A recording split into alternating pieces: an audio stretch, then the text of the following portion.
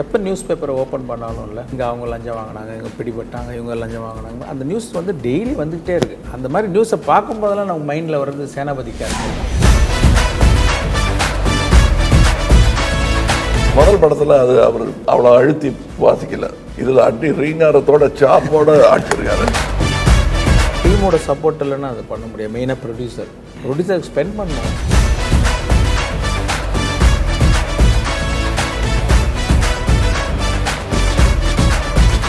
Sir பக்கத்தில் போயிட்டு ஒரு காட்சியை சொல்கிறது அவ்வளோ சாதாரண விஷயம் கிடையாது.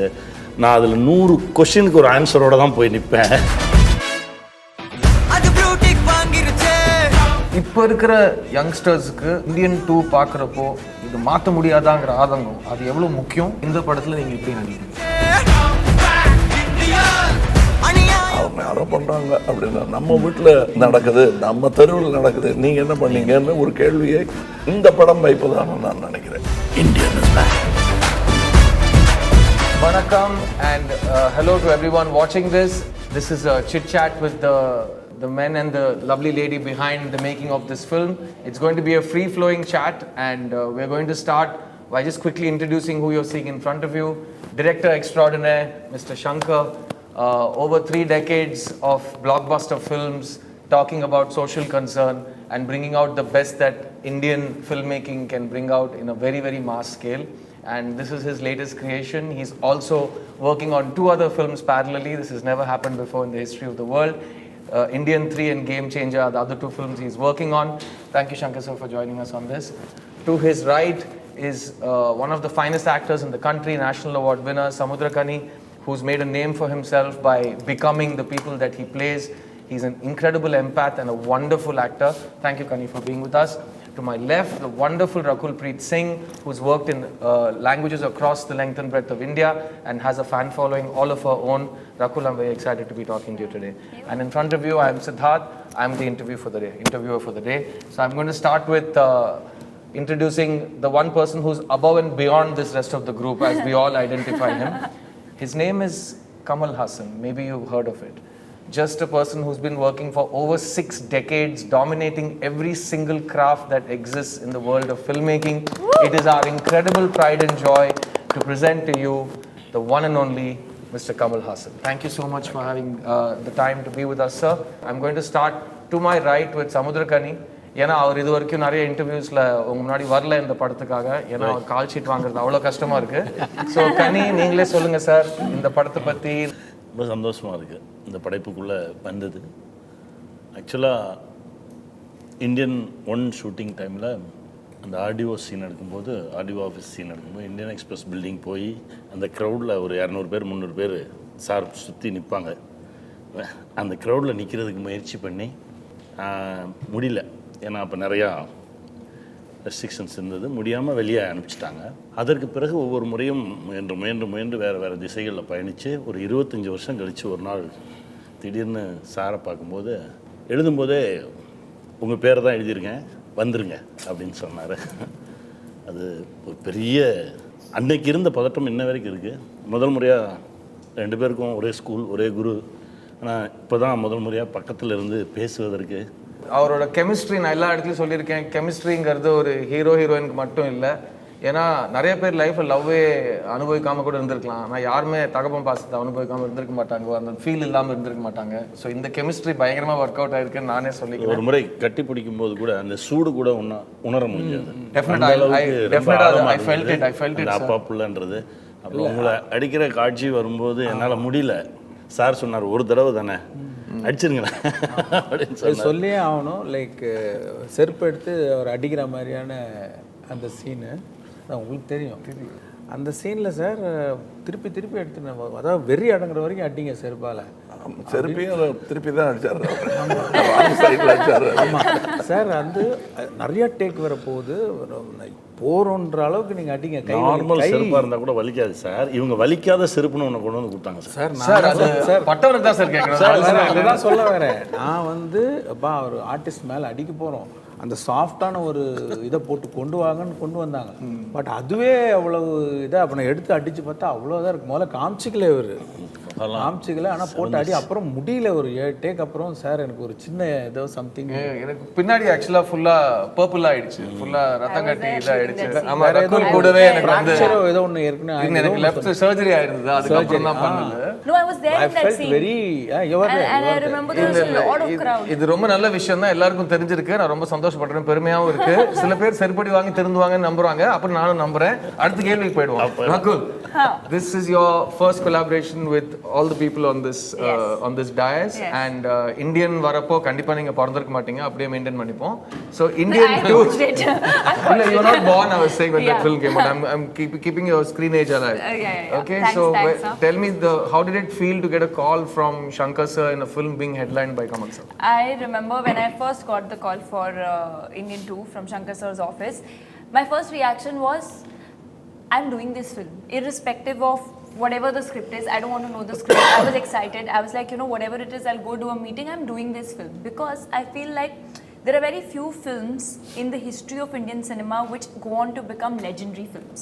Like today, after 28 years also, you remember the kind of impact Indian had. Some are great films, some are impactful films, and Indian was both, right? And I feel like for me, just being a part, who would have thought, when I watched the film, that I would star in the sequel one day.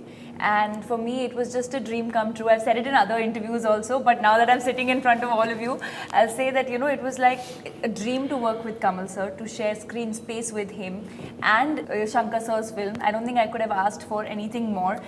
And you're also nice only. Thank you. இல்ல, but Rakul சொன்னதுக்கு I'll add one more thing. நாங்க செட்ல பேசியிருக்கோம். Rakul and I have asked each other, can you believe we are acting in a scene with Mr. Kamal Haasan? Because தூரத்துல இருந்து எல்லாருமே அவர் வந்து ஒரு இன்ஸ்டிடியூஷன், ஒரு ஐகானிக் கிரியேட்டரா பார்த்திருக்கோம், ஒரு ஆக்டரா பார்த்திருக்கோம். அவர் கூட நடிக்கிறது நாங்களே நம்ம ஒரு நம்பிக்கையே வரல. I remember the first time when we were shooting with sir, we were so smitten by his that whole prosthetic and the way he was, it was Chennai heat, correct, summer, we were sweating and then he was melting. He was melting and we were discussing about the prosthetic with him. So I think it's a blessing to be a part of Indian too. அவங்க சொன்ன அந்த first day ஷூட்டிங்ல தான் என்னைய அறியாம ஒரு உள்ளுக்குள்ள இருந்து ஒரு பார்த்தபடி நான் கையில் லட்டு வச்சுட்டு கமல் சரை பார்க்குற மாதிரி ரசிக்கிற ஒரு சீன் நான் உணர்ந்தேன். அண்ட் அன்னைக்கு தான் நான் சங்கர் சார் கிட்ட போய், அவர் ரொம்ப சீரியஸாக தான் யோசிச்சுட்டு இருந்தாரு. சார், என் முன்னாடி கமல்ஹாசன் நடிச்சிட்டு இருக்கார் சார், தெரியும்யா, எனக்கு எப்படி இருக்கும்னு நினைச்சு பாரு, போய் நடிகா அப்படின்னு துரத்தி விட்டார் என்ன. நான் மறக்கவே மாட்டேன் அதை. And Shankar sir, coming to you, உங்களோட எந்த படைப்புமே நீங்க ஜஸ்ட் லைக் தட் பண்ணது கிடையாது, அண்ட் அது ஜஸ்ட் லைக் தட்டும் ரிசீவ் ஆனது கிடையாது. அதுக்கு ஒரு ஆழம் இருக்கும், அதுக்கு ஒரு ப்ரிப்பரேஷன் இருக்கும். யாருமே தொட முடியாத உச்சத்தை தொடணுங்கிற ஒரு ஆசையில் நீங்க எல்லா படங்களையும் எடுத்திருக்கீங்க. That makes you the legend that you are. How is Indian 2, Indian 3, கொஞ்ச நேரத்துக்கு Indian 3 பற்றியே பேசக்கூடாது சார். இப்போ வந்து நம்ம Indian 2 அந்த டாபிக்லேயே இருக்கோம். Indian 2 உங்களோட மற்ற படங்களோட ஃபர்ஸ்ட் ஸ்டெப் எடுக்கிறப்போ எந்த விதத்தில் ஒரு டிஃப்ரென்ஸ் சார் அந்த ப்ராசஸில்? பார்ட் 1 எடுத்துகிட்டு அப்போ பார்ட் 2 எடுக்கிற ஐடியாவில் இல்லை, இந்தியன் தான். அது முடிச்சுட்டு ஒரு 4-5 வருஷம் கழிச்சு எப்போ நியூஸ் பேப்பரை ஓப்பன் பண்ணாலும் இல்லை, அதில் வந்து இங்கே அவங்க லஞ்சம் வாங்கினாங்க, இங்கே பிடிபட்டாங்க, இவங்க லஞ்சம் வாங்கினாங்க, அந்த நியூஸ் வந்து டெய்லி வந்துக்கிட்டே இருக்குது. அந்த மாதிரி நியூஸை பார்க்கும்போதெல்லாம் நம்ம மைண்டில் வர்றது சேனாபதி கேரக்டர் தான், இந்தியன் தாத்தா சட்டுன்னு ஒன்று ஞாபகம் வரும். அப்படின்னு அந்த ஃபீல் வந்து இருக்குது. ஆனால் அது ஒரு கதையாக கன்வெர்ட் ஆகலை. ஸோ நான் வெயிட் பண்ணிக்கிட்டே இருந்தேன். லைக் ஒவ்வொரு படம் முடியுமோ யோசிப்பேன், அது கதையாக ஃபார்ம் ஆகாது. ஆனால் அந்த உணர்வு மட்டும் இருந்துக்கிட்டே இருக்குது, மறுபடியும் தாத்தா வரணும் அப்படின்ட்டு. ஸோ எங்கே வரப்போகிறாரு, எப்படி வரப்போகிறாரு, வந்து என்ன பண்ண போகிறாருன்றது அந்த ஒரு கதையாக விரியல. அது அப்படியே வெயிட் பண்ணிக்கிட்டே இருந்தேன். அப்புறம் தான் புரிஞ்சுது எது பண்ணக்கூடாதுன்னு முதல்ல டிசைட் பண்ணணும் அப்படின்ட்டு. ஒவ்வொன்றா இது பண்ணக்கூடாது, இது பண்ணக்கூடாது, இது பண்ணக்கூடாது தள்ளிட்டு வரும்போது ஒன்று ஃபார்ம் ஆச்சு, ஒரு ஸ்டோரி ஒரு 2.0 டயத்தில் ஃபார்ம் ஆச்சு. ஸோ ஐ டிசைடட் அண்ட் அது ஒரு நல்ல க்ளீனாக ஒர்க் பண்ணிவிட்டு சார்கிட்ட போய் சொன்னால் சாருக்கும் பிடிச்சிது. தென் நான் இந்த ஒரு தருணத்துக்கு ரொம்ப நன்றி கடன் பட்டிருக்கேன். ஏன்னா Indian 2 எடுக்கலன்னா நான் திரும்ப சங்கர் சரோட ஒர்க் பண்ணியிருப்பேன்னா எனக்கே தெரியாது. ஸோ Indian 2 ஸ்டார்ட் பண்ணதுக்கு ரொம்ப ரொம்ப நன்றி sir. Now coming to the man of the hour, mister Kamal Haasan sir. உங்ககிட்ட இந்த படம் எப்படி வேற படத்துலேருந்து மாறுபடுதோ வித்தியாசப்படுதோ நான் கேட்க மாட்டேன். நான் பீச்சில் போய் ஒவ்வொரு கிரெயின் ஆஃப் சாண்டுக்கு என்ன வித்தியாசம்னு நான் அவங்களை கேட்க மாட்டேன். பிகாஸ் நீங்கள் எல்லாருமே பண்ணிட்டீங்க. அதை தாண்டி அன்னைக்கு அந்த கோவத்துக்கு, அந்த ஆதங்கத்துக்கு, இன்னைக்கு நீங்கள் திரும்ப Indian 2 எடுக்கிறீங்கன்னு உங்களுக்கு ஒரு நீங்கள் மைண்டில் முடிவு எடுத்ததுக்கப்புறம் உங்களை சுற்றி இருக்கிற சர்க்கம்ஸ்டான்ஸஸாக இருக்கட்டும், உங்களோட ஓன் மென்டல் ஸ்டேட்டாக இருக்கட்டும், எவ்வளோ வித்தியாசம் இருந்தது sir? And how did you approach this? அதாவது தமிழை பற்றி பாடும்போது சொல்லுவாங்க, அந்த அந்த சீர் இளமை திறம் வியந்து வாழ்த்துதுமே என்ன. அந்த மாதிரி அந்த மாறா இளமையுடன் எல்லாரும் சேர்ந்து செய்கிற இந்த கரப்ஷனை மாற்றாமல் வச்சுருக்கிறதுனால தான் எங்களால் இந்த இந்தியன் 2 எடுக்க முடிஞ்சது. இந்த சீர் இளமை திறன் தமிழுக்கு இருக்கிறத விட கூட அதிகமாக அதுக்கு வந்துடுமோன்னு பயமாக இருக்குது எங்களுக்கு. அந்த மாதிரி அதை பாதுகாத்து வைத்திருக்கிற அரசியல்வாதிகளை மட்டும் சொல்கிறேன்னு நினைக்க வேண்டாம். நாம் எல்லாருமே இப்போ கேமராவில் திரும்பி இந்தியன் 1 இப்படி கை காட்டுறாரு, அது இப்படியும் காட்டிக்கலாம், இப்படியும் காட்டிக்கலாம். இப்போ அதுதான் we are refusing to take the responsibility of corruptionங்கிறத அவங்க யாரோ பண்ணுறாங்க அப்படின்னா நம்ம வீட்டில் நடக்குது, நம்ம தெருவில் நடக்குது. அதை பற்றி நீங்கள் என்ன பண்ணீங்க சார்? படம் பார்த்தீங்க, நல்லா இருந்தது, நீங்கள் என்ன பண்ணீங்கன்னு ஒரு கேள்வியை இந்த படம் வைப்பதான நான் நினைக்கிறேன். முதல் படத்தில் அது அவர் அவ்வளோ அழுத்தி வாசிக்கல, இதில் அடி ரீங்காரத்தோட சாப்போட அடிச்சிருக்காரு. அதோடைய ஒரு ரிஃப்ளெக்ஷன் தான் அந்த செருப்படி. அது டைலாக்லேயும் வருது, இதில் பல பேரோட கலந்தால் அடிச்சிருக்காரு. அதெல்லாம் இந்த படத்துக்கு வலு சேர்த்துருக்கிறது. அதாவது பல பேர்னா இப்போ பழைய வித்வான்கள் துரோணர்களை எல்லாம் கூப்பிட்டு உட்கார வச்சு அவங்கக்கிட்ட அறிவு தானம் பெறுவதல்ல, இளைஞர்களை கூப்பிட்டு வச்சு உட்கார வச்சு சமமாக இவரை விட இளைஞர்கள், அதுதான் ரொம்ப முக்கியம். அது பண்ணதுனால தான் இன்றைக்கி என் தலைமுறைக்கு முன்னாடியும் ஆள் இருக்காங்க, என் தலைமுறைக்கு பின்னாடியும் சமுத்திரக்கணி மாதிரி ஒரே ஃபேமிலியிலேருந்து வெளியே வர்றாங்கன்னா அதுக்கு காரணம் அதுதான். நாங்கள் 2 பேரும் சந்திச்சதே கிடையாது. அது மாதிரி ஹலோ அவ்வளோதான் சொல்லுவோம். ஆனால் 2 பேருக்கும் ஒரே அப்பா தான். நீங்களும் சொல்லலை. அதுக்கு அந்த கேபி சார் மாதிரி இருக்கணும்னு பேசுவாங்க, செய்ய மாட்டாங்க. ஏன்னா சின்ன பசங்க எப்படி பேசுவாங்களோ அப்படின்றதுக்கு முன்னுதாரணமாக நானும் இருக்கேன், நீங்களும் இருக்கீங்க. அதனால் பயப்படுவாங்க கொஞ்சம், ஏதோ அரிய பிரசிங் தரம் பண்ணுவாங்க. ஆனால் அதை பற்றியெல்லாம் யோசிக்காமல் எத்தனை 2 பேரா 3 பேர் ஒர்க் பண்ணியிருக்காங்க உங்க கூட. இதில் அந்த டைலாக்ல 3 பேர், ஜெயமோகன், கபிலன். அது ஒவ்வொரு லாங்குவேஜுக்கும் அந்த மாதிரி யூஸ் பண்ணியிருக்காரு. That is the only way industry will grow. இந்த பழைய ஓல்டு கேக்ஸ் அப்படிங்கிறது நீங்கணும்னா இந்த மாதிரி பெருந்தன்மை வரணும். இதை நான் வேற எந்த இன்டர்வியூன்னு சொல்லலை. அது இது very important. So wherever it is, people think it is a very tight-knit industry and it's very difficult. He said that in a 200 crowd, he was trying for an opportunity to be one among the junior artists in the crowd. He didn't get an opportunity. Then he wrote his name first. There's a Hindi proverb, "Dane dane pe likha hai khane wale ka naam." And நம்ம சாப்பிட்ற ஒவ்வொரு அரிசியிலையும் நம்ம பேர் எழுதியிருக்குன்னு ஒரு பழமொழி இருக்கு. அந்த பேரை எழுதிட்டார் அவர். அப்படி எழுதினதுனால தான் நீங்கள் ஒர்க் பண்ணுறீங்க. அந்த மாதிரி ஆட்கள் இருக்கணும் இண்டஸ்ட்ரியில். அப்போ இதை பார்த்துட்டு இருக்கிறவங்கள எத்தனை பேர் இந்த மாதிரி இன்டர்வியூ கொடுக்க போகிறாங்களோ அதை நான் நினச்சி பார்க்குறேன். நான் thank you Kamal sir. Shankar sir, சில பேர் கேள்வி கேட்குறாங்க, லஞ்சம் மாதிரி விஷயங்கள்லாம் இப்போ ஒரு பெரிய விஷயமே இல்லையே, அப்போது ஒரு 25 வருஷத்துக்கு முன்னாடி இருந்தது, இப்போ எல்லாரும் ஒன்றும் பெரிய விஷயமா இல்லை, ரொம்ப ஆபத்தானதை நான் ஃபீல் பண்ணுறேன். செமிச்சிட்டாங்க சார். ஆமாம் இல்லை, ஜீரணம் பண்ணிட்டாங்க. அதில் இன்னொரு விஷயம் நான் திருப்பியும் அடிப்பேன். அது இந்த போர்டை எப்படி வேணால் திருப்பி விளையாடலாம், கேரம் போர்டு மாதிரி. காந்தி காலத்துலலாம் யார் சொன்னா அப்போ வாங்கலைன்னு? காந்தியை விட்டுருங்க, அந்த மாதிரி ஒரு 100 பேர் தற்கொலைக்கே ரெடியாக அரசியல் இறங்கினவங்க தான் அவங்க. இன்றைக்கும் அப்படி தான் இருக்குது அரசியல். ஒரு லிரிக் கூட வரும் sir, sorry to interrupt you, அநியாயம் பழகிடுச்சுன்னு ஒரு லிரிக் வருது, come back Indian song. So அந்த மாதிரி எல்லாம்.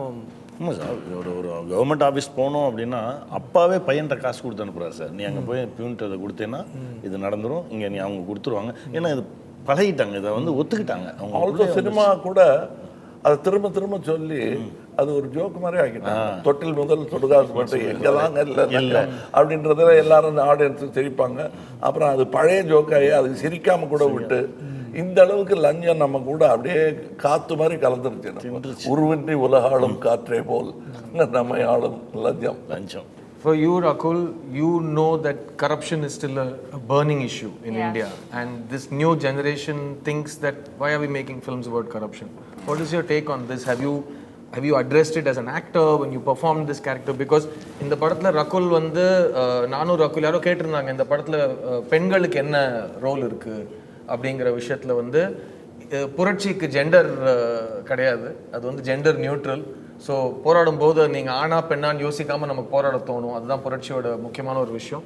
So this revolution and the idea of bringing justice through protest, how much of it is a part of you as an individual, as an actor? Completely. If I share it, so my dad's from the army, right? And I've always been very close to the system, the way of functioning, you know, hearing these stories. So when I was a kid, I used to always say, you know, when I grow up, I'm going to this is really funny, but I used to say, and I was 5 or 6 years old, so please don't like take me on it, but I used to say, I'm going to shoot all the bad people when I'm 60 years old, and then after that, if I go to jail, it's fine, you know, anyways, I'm going to die. So that's the kind of revolutionary mindset I've had since I was a kid. And I feel it's amazing if through films, see, films are the biggest medium, right, of consumption. And I feel if through entertainment, if through that platform, we can voice out issues, we can voice, it's like showing a mirror. It's like telling everyone that, you know, you can't just crib about what's existing, but take charge. And I think films like Indian create that impact. That's what I was saying. Very few films leave that impact. And I think we have that through Indian too, very well said in the film. So I'm completely for it. And I think films are the best medium. So இதில் என்ன தெரிய வருதுன்னா, சின்ன வயசுல ரகுல் நான் பெருசாக சேனாபதி ஆக போறேன்னு கனவு கண்டிருக்காங்க. I want to grow up and kill all the bad people. And I'm 60 years old. Yeah. So அவங்க இந்தியன் 1ல வர சேனாபதி தான் அவங்களோட லைஃப் கோலா இருந்திருக்கு. So இந்தியன் 2ல வர சேனாபதி அந்த சேனாபதி கிட்ட இருந்து அதை பற்றி நான் ஒரு விமர்சனம் நானே பண்ணியிருக்கேன். இந்தியன் 1 பற்றி சொல்லும்போது இது பெடஸ்ட்ரியன் ட்ரீம், இது நடக்கக்கூடிய காரியமே இல்லை.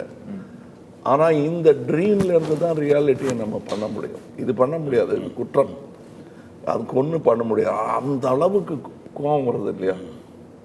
போய் சொன்னால் நாக்க வெட்டி போட்டுருவேன்றது அப்பா நாக்க வெட்ட போகிறது இல்லை எப்பவும். பட் அந்த அளவுக்கு கோபம் இருக்குங்கிறத காட்டணும் இல்லையா? அதைத்தான் இதில் காட்டியிருக்கோம். இது வாழ்க்கை முறையாக இருக்கவே முடியாது. அதுக்கு அடுத்த கட்டம் என்ன?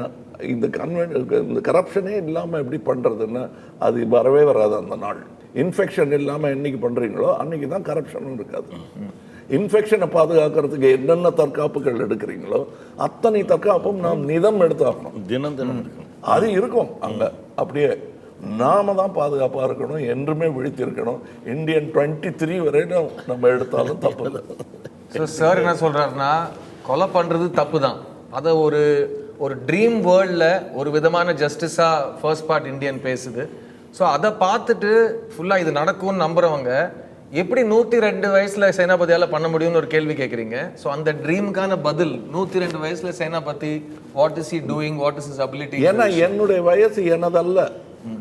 இப்போ நான் நான் சந்தித்த பெரியவர்களை பாலச்சந்திரன் உதாரணத்துக்கு சொல்லலாம், அல்லது ஒவ்வொரு ஆள்கிட்டேருந்தும் இவர்கிட்டேருந்தும் கூட நான் செட்டில் இருந்து படம் கற்றுக்கிட்டு தான் இருக்கேன். ஒரு செட்டில் இவ்வளோ கயாசு நிலவும் செட்டில் அமைதியாக எப்படி உட்காந்துருக்கிறது அப்படிங்கிறத ஃபஸ்ட்டு கற்றுக்கணும். ஏன்னா அதுக்கு நேர் ஆப்போசிட் நம்ம வாத்தியார். அதாவது அவருடைய பிபியை எப்படி பாப்பா உனக்கு கொஞ்சம்னு கொடுத்துருவாங்க. நமக்கெல்லாம் பிபி வந்துடும். அதுக்கு நேர் எதிர்மாறானதை இன்னொரு தலைமுறையிலிருந்து கற்றுக்க முடியுது. அப்படி பார்க்கும்போது சேனாபதியோட வயசு 170 வரல இருப்பார். ஏன்னா 1000 வயசு அது எல்லாத்தையும் சேனாதிபதி அவராகவே இருக்க வேண்டிய அவசியம் இல்லை. அந்த குணாதிசயத்தை கொடுத்து விட்டால் சேனாதிபதி சிரஞ்சீவி. நம்ம தெலுங்கு சிரஞ்சீவி கோச்சிக்க போறாரு, அவர்கிட்ட பர்மிஷன் இருக்கேங்க, அவர் பேரை யூஸ் பண்ணலாம். நான் கரீனா, அடுத்த கேள்வி உங்ககிட்ட வரேன். நீங்கள் ஒரு ரைட்டர், ஒரு சிறந்த டிரெக்டர், நீங்கள் நிறைய ஹிட் படங்கள், கல்ட் படங்கள் நடிச்சிருக்கீங்க. உங்களோட படங்களும் சீக்குவலுக்கு ஒரு நாள் வரும். ஆனால் இந்த பாயிண்ட் ஆஃப் வியூவில் ஒரு ரைட்டராக, ஒரு டைரக்டராக ஒரு சீக்குவல் எடுக்கிறப்போ உங்களுக்குள்ள என்ன மாதிரி டவுட்ஸ் வரும், என்ன மாதிரி ஜாகிரதைகள் நீங்கள் எடுத்துப்பீங்க, நீங்கள் யோசிக்கிறீங்க? ஸோ அந்த மாதிரி ப்ரெஷர்ஸ் உங்களால் ஃபீல் பண்ண முடியுதா இவ்வளோ பெரிய ஒரு ஃப்ரான்ச்சைஸ்க்கு? தினம் தினம் செட்டில் பார்த்துக்கிட்டே இருப்பேன். எவ்வளோ அந்த மெனக்கெடல் இருக்குல்ல, எவ்வளோ கவனமாக கையாளுறாரு. நம்ம பேசியிருக்கோம் நிறைய நாள். தினம் தினம் நான் ஒரு உதவி இயக்குனர் மாதிரி தான் பார்த்துட்டே இருப்பேன்.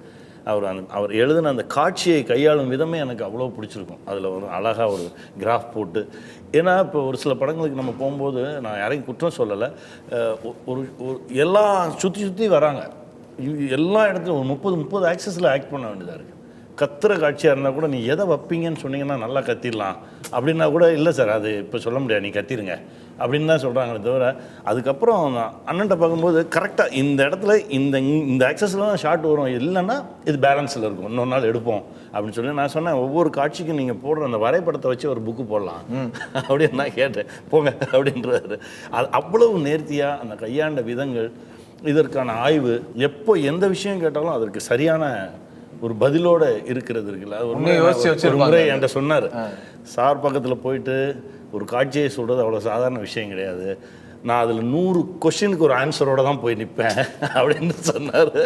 ஏன்னா ஒரு கேள்வி கேட்கும்போது அதற்கு சரியான பதில் சொல்லிட்டோன்னா அதுக்கப்புறம் திரும்ப நம்ம மேல் நம்பிக்கை வந்துடும்ல. அதற்கு தான் ஒவ்வொரு இயக்குனருமே போராடுவது. அதான் சொல்லுவார், இப்போ ஒரு 100 கொஸ்டின் நானே கேட்டு 100 ஆன்சர் நானே ரெடி பண்ணி வச்சுட்டு எல்லாத்துக்கும் தயாராக போய் நிற்பேன். எனக்கு இதெல்லாம் தான் அண்ணங்கிட்ட இருந்து எடுத்துக்கிட்டது. அவர் சொல்கிறது பார்த்தா ஒன்று தோணுது சார், அந்த காலத்தில் நீங்கள் இந்தியன் 1 எடுக்கிறப்போ செட்டில் நிறைய பேருக்கு, முக்கால்வாசி பேருக்கு நீங்கள் என்ன எடுக்கிறீங்கன்னு ஃபுல்லாக புரிஞ்சுக்கிறதுக்கு வாய்ப்பே கிடையாது. பிகாஸ் உங்களையும் கேமராமேனையும் தவிர யாருமே ஆக்சுவலாக படத்தில் வரப்போகிற அந்த மேஜிக்கை மைண்டில் பார்க்கல.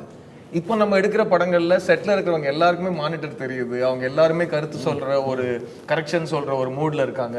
ஆடியன்ஸில் சின்ன பசங்களுக்கு விஎஃப்எக்ஸ்னா என்னன்னு தெரியுது, ப்ராஸ்தட்டிக்னா என்னன்னு தெரியுது, அவங்களும் ரீல்ஸில் பேட்டையை கிளப்பிட்டு இருக்காங்க. இந்த சேஞ்ச் ஆஃப் ப்ராசஸில் உங்களோட ப்ராசஸ் இவ்வளோ இன்புட்ஸ் வர்றப்போ நீங்கள் உங்களை எப்படி ப்ரொடெக்ட் பண்ணிக்கிட்டு உங்களோட விஷனை ப்ரொடெக்ட் பண்ணுறீங்க? இல்லை, அதை மைண்டில் எடுத்துக்க வேண்டியதான். ஏன்னா இப்போ சோஷியல் மீடியா வந்துருச்சு. இப்போ இந்த ஜெனரேஷன் எதை லைக் பண்ணுறாங்க, அவங்க எப்படி ரியாக்ட் பண்ணுறாங்களோ நம்ம சுற்றி பார்த்துட்டு, நம்ம வீட்டில் பசங்க இருக்காங்க, ஸோ அவங்களெல்லாம் ஸ்டடி பண்ணிக்கிட்டே இருக்காங்க. அதுவும் சேர்ந்து தான் ஸ்கிரிப்டுக்குள்ளே வரும். முந்தியெல்லாம் நாடக நடிகர்கள்லாம் கூட சொல்லுவாங்க, உங்களால் சினிமாக்காரங்களுக்கு இதெல்லாம் தெரியவே தெரியாது, you will never enjoy the live பர்ஃபார்மன்ஸோட ப்ளஷர் உங்களுக்கு தெரியாதுன்னு. கிட்டத்தட்ட அந்த 2 கோடை மீட் பண்ணுற தருணத்துக்கு வந்துட்டோம். வந்துச்சு கிட்டத்தட்ட லைவாக என்ன சொல்கிறாங்கங்கிறது ஒரு காட்சியை சொன்ன உடனே அப்ளாஸும் வருது, கமெண்ட்டும் வருது, கிரிட்டிசிசமும் வருது. தெரியும் இதை வைக்கலாமே வேணாம்ங்கிற டிசிஷன் பண்ணுற அளவுக்கு கூட டைம் இருக்கு. இட்ஸ் பட் எல்லாத்துக்கும் கேட்டு பயந்துக்கிட்டு சொல்லிட்டு இருந்தோம்னா கவிதையும் வராது, கனவும் வராது, படமும் வராது, கதையும் வராது. கரெக்ட். கமல் சார் 6வது வயசுலேருந்து ஒரு விஷயம் பண்ணிங்கன்னா நீங்கள் வந்து ஃபுல்ஃபில்டாக பண்ணியிருக்கீங்க, அது ஒரு எக்ஸலண்ட் ஸ்டேஜுக்கு எடுத்துகிட்டு போயிருக்கீங்க. ஸோ உங்களால் பண்ண முடியாததுங்கிற விஷயங்கள் அது உங்களுக்கு மட்டும்தான் தெரியும், the challenges that you want to accept. இப்போ நீங்கள் சங்கர் சாரோட இமேஜினேஷனில் சீனோ ஸ்கிரிப்டோ ஒரு படத்தோட கதையோ கேட்குறப்போ உங்களால் ஒரு விஷயம் பண்ண முடியுமான்னு நீங்கள் யோசிக்கிறீங்களா, இல்லை எதுவாக இருந்தாலும் பண்ணலான்னு இறங்கி அடிக்கிறீங்களா? ப்ராசஸ் ஏதாவது மாறி இருக்கா? கண்டிப்பாக ஆரம்பத்துலேருந்து என்ன யார் பண்ணலாங்கிறது வந்து முக்கியமாக என்ன மானிட்டரை பற்றி சொல்லுவாங்க. இப்போ இந்த படத்தில் மானிட்டருங்கிறது வந்து நீங்கள் ரஷ் பார்ப்பீங்களா அப்படின்னு கேட்குற மாதிரி தான். பார்ப்பேன் சார், ரெடியாக காட்டினாங்கன்னா வசதி இருந்தால் எடிட்டட் இது பார்ப்பீங்களான்னு. எல்லா நடிகரும் எடிட்டட் லெங்க்த்து பார்க்க முடியுமா? அந்த மாதிரியே வளர்ந்தவன் நான். இப்போவும் நான் அதே டிசிப்ளினில் தான் இருக்கேன். நான் பார்க்குற மானிட்டர் எனக்கு எத்தனை காலம் ஆனாலும் மாறவே மாறாது. அது டைரக்டருடைய கண்ணு, டெக்னீஷியன்ஸுடைய கண்ணு தான். அதில் தெரிகிற ரிஃப்ளெக்ஷன் கொஞ்சம் நம்ம ரிஹர்சல் பண்ணும்போது எப்படி பார்த்தோம்னா அப்படின்வாங்க, அது நோன்னு அர்த்தம். அவங்க நம்மக்கிட்ட கனிவாக இருக்காங்கன்னு அர்த்தம். 100 வாட்டி பார்க்கலாம் அப்படின்னாங்கன்னா நோ அப்படின்னு சொல்கிறாங்கன்னு அர்த்தம். அதை புரிஞ்சுக்கணும். அதுதான் எனக்கு மானிட்டர். அதனால் நான் ரிஹர்சல் பண்ணிகிட்டே இருப்பேன். போயிடலாமே, டேக் போயிடலாம், மேக்கப் புரிஞ்சிட போது எல்லாம் சொல்லுவாங்க. அந்த வேஷம் கலையிறதுக்கு நான் அதாவது நான் ப்ரிப்பேர்டு இல்லைங்கிற வேஷம் கரைஞ்சிடக்கூடாதுங்கிற பயம்தான் எனக்கு ஜாஸ்தியே தவிர செய்யக்கூடாது, செய்ய முடியாதுங்கிறது எங்களுக்கு தெரிஞ்சே ஆகணும். அதுவும் ஆடியன்ஸுக்கு அது தெரியவே கூடாது. இவனால் இதை செய்ய முடியாது, இருந்தாலும் தைரியமாக செஞ்சுருக்கான்னு அவங்க நினச்சிட்டாங்கன்னா இந்த ஷோ இஸ் அ ஃபெயிலியர். இந்த பையன்ட்ட இவ்வளவு இந்த குருவி தலையில் இந்த பனங்காயை வச்சிருக்கவே கூடாது அப்படின்னு ஆடியன்ஸ் சொல்லிட்டான்னு வச்சுங்க. அப்போ இந்தியன் கிடையாது. நான் இந்தியன் செய்யும்போது என்னங்க 40 வயசுக்கு உள்ள அப்படின்னு நினைக்கிறேன். நம்ம என்னால் இப்போ வயசை பற்றி கவலையே இல்லை. 120ன்றாங்க, 106ன்றாங்க, நான் 126ன்றேன். அதை பற்றி பயம் இல்லை. But that is very important. எனக்கு வந்து முடியாதுங்கிறது வந்து எதுவுமே முடியாது தான். காலையில் அலாம் வச்சு எந்திரிக்கிறது முடியாது தான். முடியணும்னு நினச்சா அதுக்கு எல்லாம் உதவி வேணும். நல்லா அடிக்கிறதுக்கு முன்னாடி எந்திரிச்சிடும் நினச்சா.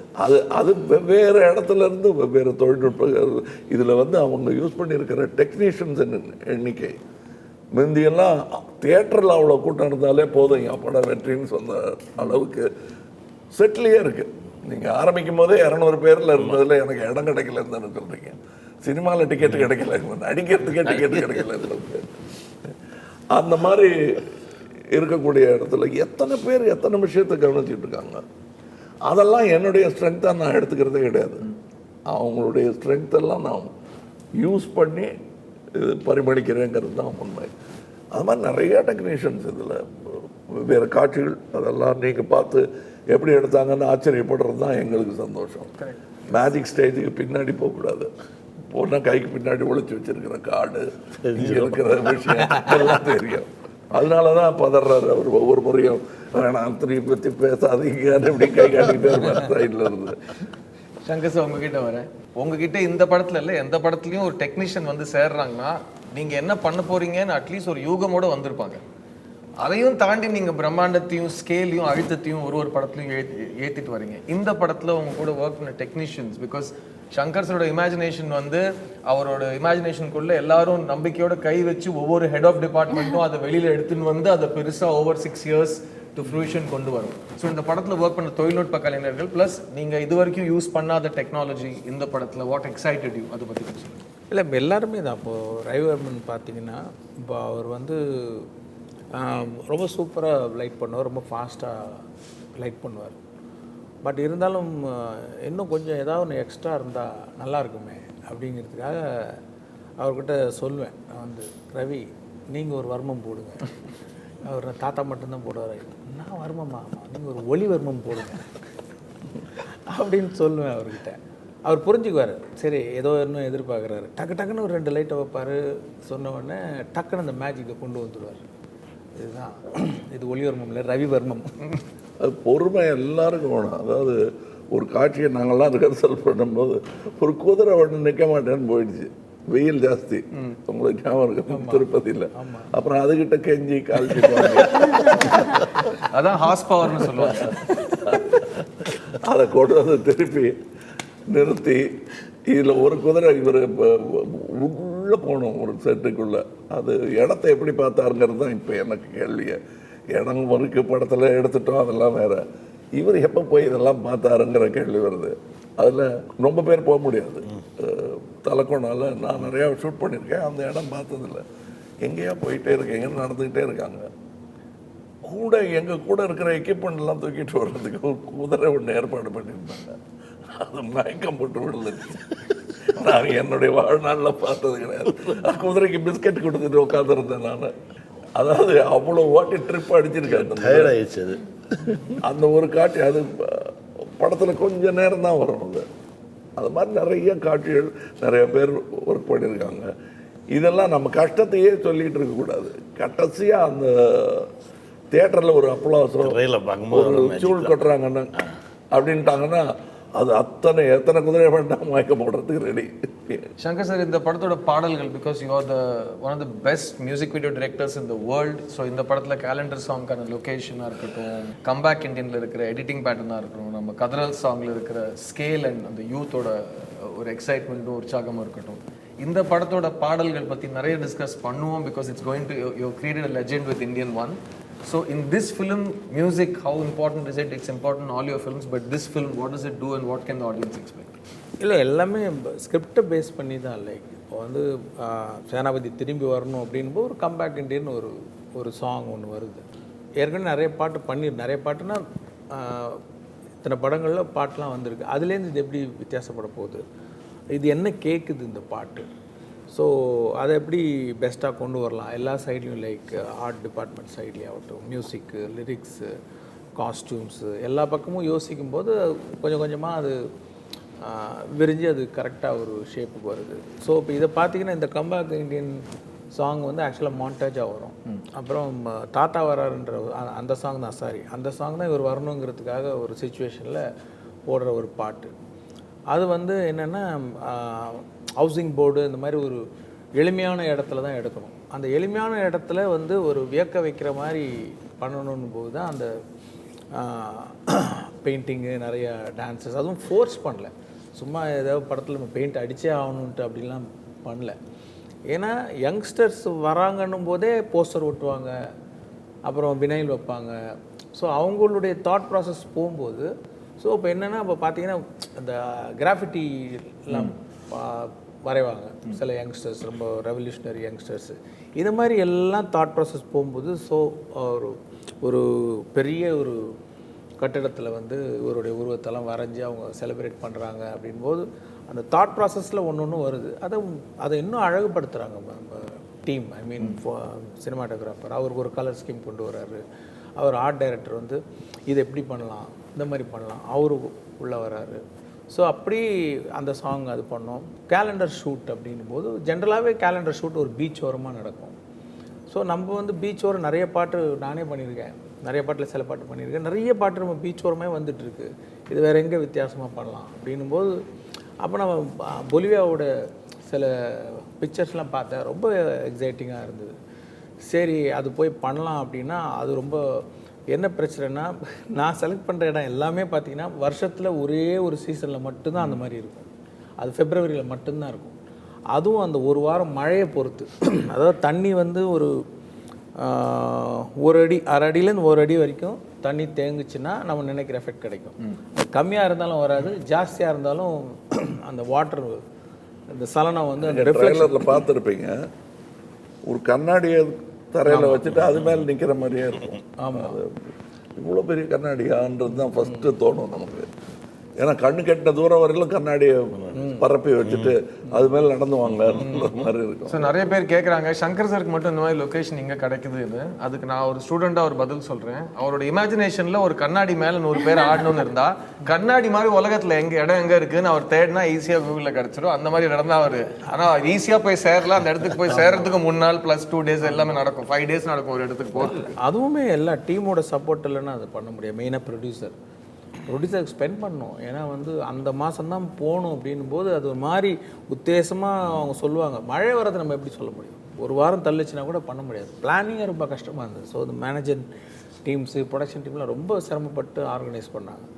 அங்கே போனால் அதில் என்னென்னா அந்த சன்லைட் ஜாஸ்தி, கண்ணை திறக்கவே முடியாது, அவ்வளோ சன்லைட்டு குளிர்.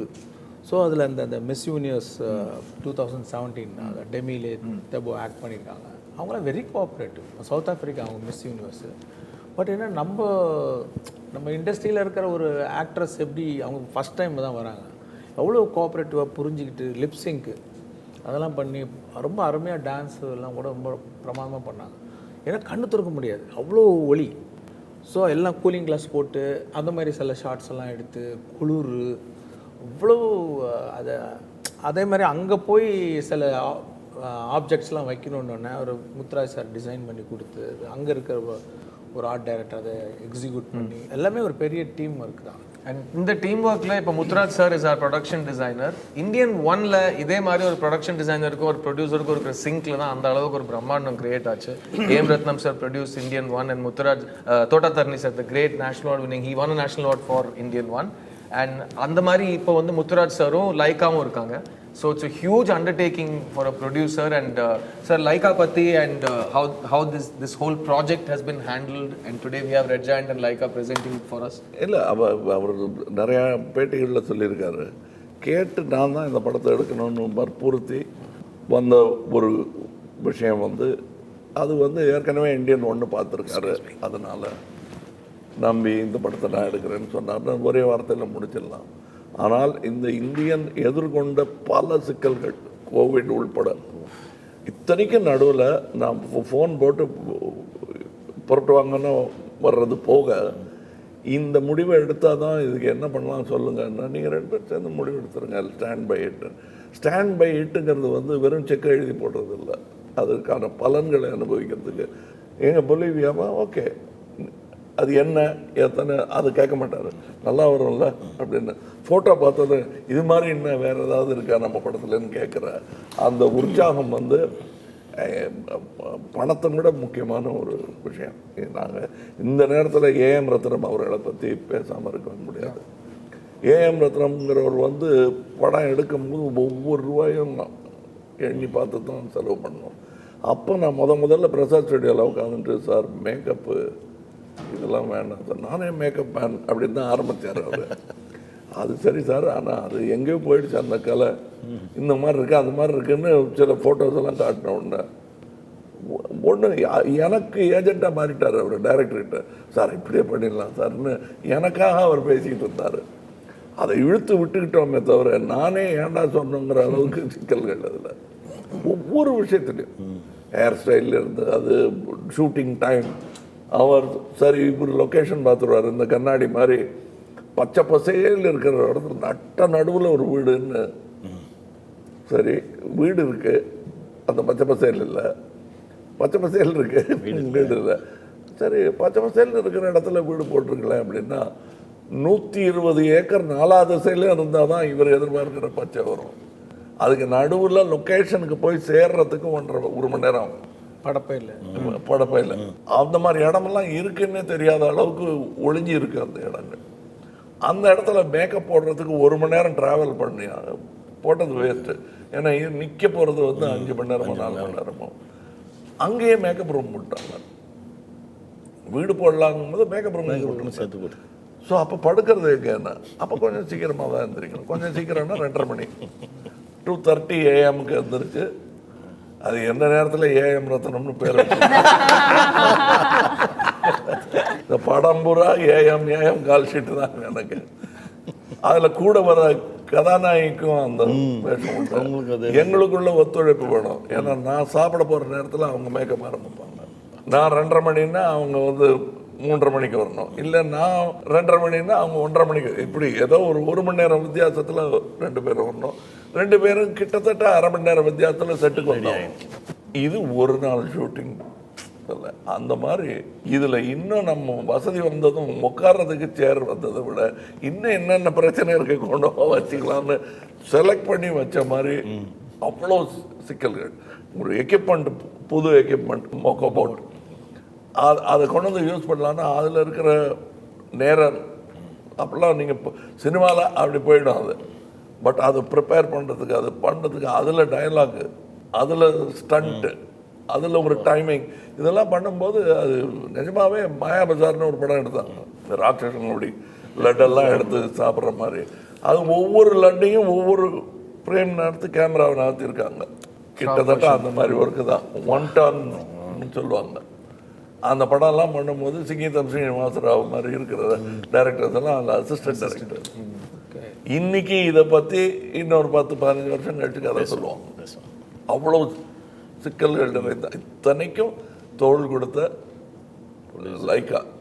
அது மட்டும் இல்லை, ஒரு படத்தை நம்ம தான் நினச்சிட்டு இருக்கோம், ஏன் இவங்களுக்கெல்லாம் இப்போ தோணலையா இந்த மாதிரின்னு.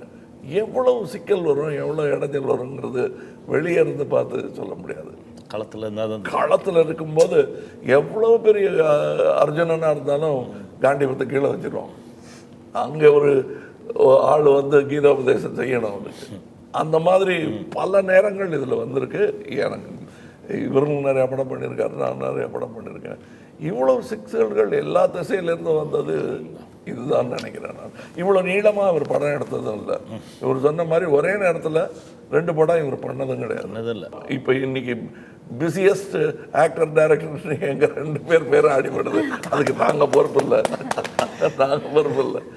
கோவிடு, இயற்கை, நல்ல பொறுமையுள்ள ப்ரொடியூசர்ஸு, டிஸ்ட்ரிபியூட்டர்ஸு, இது கரெக்டாக கொண்டு போய் சேர்க்கறதுக்கு வேண்டிய டிஸ்ட்ரிபியூட்டர்ஸ். இப்போ இங்கேயும் திருப்பதி பிரசாத் அவர்கள் இருக்கிறாங்க.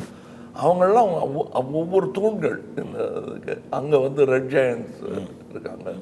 பென் மருதாருங்கிறவங்க வந்து அங்கே நார்த்து. பேன் இண்டியன் மூவிங்கிறது வெறும் பேனா பேப்பரில் வராது, அது வெறும் பென் இண்டியன். பேன் இண்டியன் வேணும்னா இத்தனை பேர் முட்டு கொடுக்கணும், தோல் கொடுக்கணும். இந்த ஜாகர் நாட்டுன்னு வெள்ளைக்காரன் ஒரு வார்த்தையை நம்மக்கிட்ட இருந்து திருடிட்டு போயிருக்கான். அந்த ஜாகர் நாட்டுங்கிறது ஒரிசாவில் வரும் ஜெகநாத ரதம் இருக்கிறது இல்லையா, அதுதான். அவனே பார்த்து வியந்திருக்கான். என்னையா அது இவங்கெல்லாம் அடிமைகளை ஆக்கிடலாம் ஈஸியான்னு நினச்சிட்டு இருக்கோம், இவன் இப்படி ராக்கெட் சயின்ஸ் மாதிரி ஏதோ பண்ணுறானேங்கிற வியப்பில் அந்த வார்த்தையை எடுத்துகிட்டு போயிட்டாங்க. அந்த ஜாகர் நாட்டு அந்த மாதிரியான ஒரு ஜாகரம் நடத்துறாங்க. ஜெகநாத ரத சக்கரால் வஸ்துன்னாய் வஸ்துன்னாய். கல்கில So, நீங்க போயிட்டு கேட்டீங்க 28 இயர்ஸ் முன்னாடி இந்த படத்துக்காக எடுக்கப்பட்ட முயற்சி கஷ்டம் எல்லாமே அதுக்கான வந்த ரிசல்ட். அந்த பொறுப்பு இன்னைக்கு 28 years later, the two people who made it all those years ago have come back. I will also let you know that there are 3 actors in this film who have dubbed in all the 3 languages in their own voice. So it's a true pan-Indian film. Thank you, Kamal sir, for inspiring us. Thank you for giving us all this giant scale. Shankar sir, thank you for believing in us. Kani, thank you for your time. Rakul, it was a pleasure working with you. Thanks everyone. Thank you.